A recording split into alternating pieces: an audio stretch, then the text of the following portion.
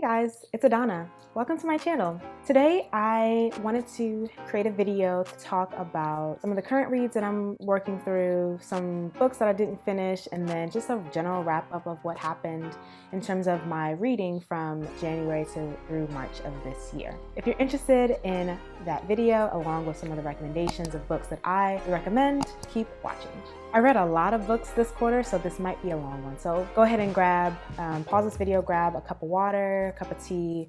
I'm actually drinking some kombucha, and so you may see me sip on that a little bit, but grab what you need and then let's go ahead and get into it. So I'm gonna start with a book that I'm currently reading now. What I'm currently reading is Adult Rights, which is Ex Genesis #2 by Octavia Butler. This is the sequel to Dawn, where an alien race has successfully genetically altered themselves and also the human race. And so it's talking about Lilith Iaipo, who is the first human that is to give birth to this new Onalaki and human race. And she gives birth to a normal looking human named Akin. However, Akin is a little special because, again, it's not just the human race, it's the merging between Onalaki and the human race. And so he has actually 5 parents. He has 2 human parents, 2 Onalaki, which is the alien race parents, and then an Olu, which is a sexless alien. Humans are no longer capable of having children on their own. And so there are some humans in this story who end up being resistors. They don't want to necessarily join the colonies that the Onalaki and the humans have created. And so they decide to live on their own. They don't necessarily want to be a part of that, but yet they can't have children. And so what they resort to doing is stealing Onalaki children that they're constructs, so they somewhat look human, and then try to raise them as human. And so this is talking about how Akin is one of those constructs and he gets captured. And it's just talking about that story. I'm about 75% in and I really enjoy it. So now a DNF. I feel like I'm gonna get like a lot of hate for this one, but I unfortunately did not finish The City We Became by N.K. Jemisin. I know. However, I really did give it a try. This was just a little too slow for me. I think I got to maybe about chapter 3. The idea is that when a city reaches maturity, it then finds a host in order to further its mission, something like that.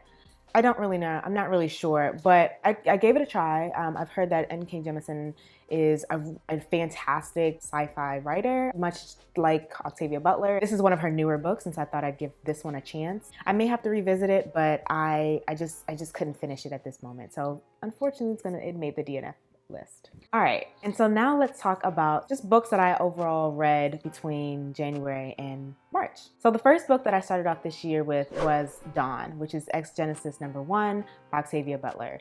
This was my first foray into the world of Octavia Butler. Honestly, it got me hooked. It's a book about how an alien species called the Onkali are a trade species, and so they come across Earth.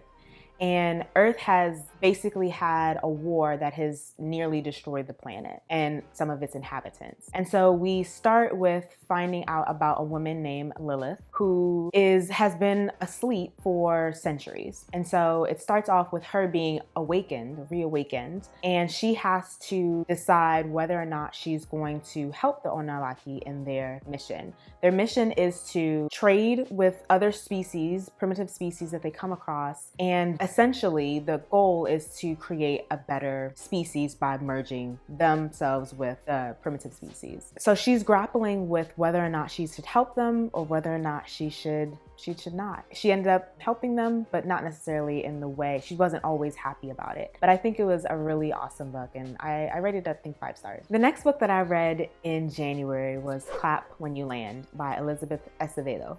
I think I said that right. And this book is a novel written in verse about 2 young women who both have to grapple with loss. One of the young girls is named Camino, and she grows up in the Dominican Republic, and she always looks forward to June, where her father, who lives in the States, comes to visit her, and she just is always excited about him.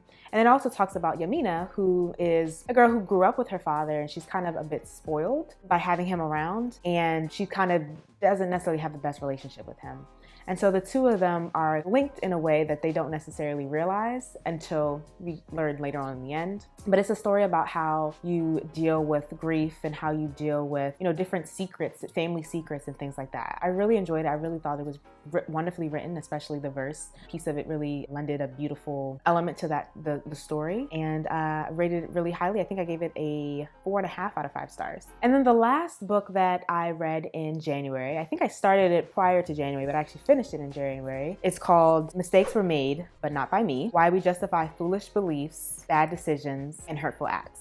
And this is written by Carol Tarvis and Elliot Anderson. This was actually recommended to me by a friend, and I really enjoyed it. It's a psychology book, and it talks about, just like the name implies, why do people justify certain behaviors that they have? Why do they do certain things that they know are not right or not true? And how is it possible to have facts that are given to two sets of people, but depending on their life circumstances, one person can see the facts and take it as factual, and another person can take the facts and say that's not true, even though they know that it's true. Really great book. If you really want to understand, honestly, the world we've been living in the last 4 years, it's a really good book to kind of help you get to an understanding of why people do the things that they do, because people are crazy. All right, so now going into February reads. So February, I started the month off reading a book called Stoola by Toni Morrison. It's a book that explores the life of a young woman named Stoola, and she's brazen, she's independent, but she does mature into a strong, you know, determined woman who doesn't feel like she needs to abide by the societal rules at that time.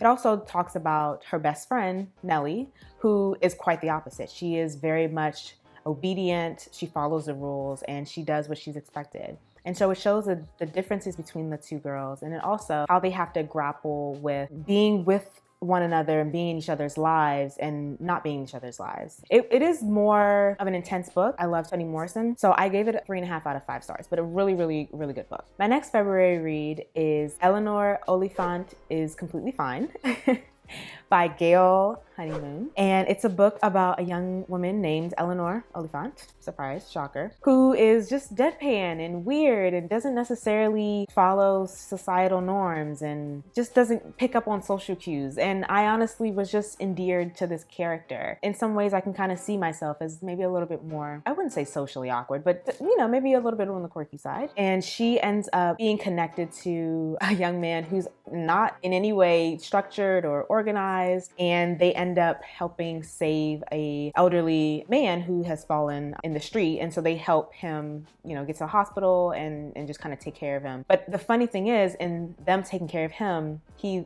teaches them how to take care of themselves and shows them that even though they had been living separate lives, they needed to come together in order to kind of save themselves.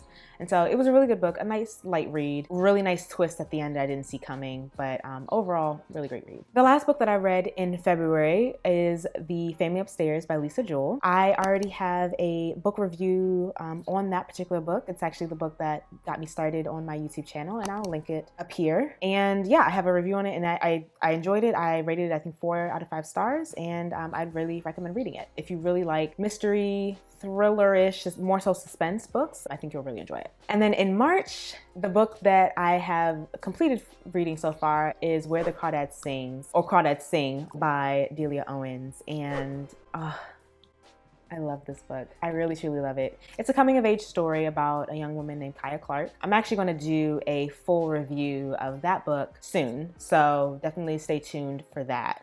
All right, so that completes my quarterly wrap-up, current reads, and did not finish books. If you like this video, definitely give it a thumbs up. Also, don't forget to subscribe and hit the notification bell so that you're notified of every time I upload. I really do hope that you enjoyed this video, and I hope that you also follow me on some of my other social platforms, Adanna L on Instagram and also on Twitter. So until next time, see ya.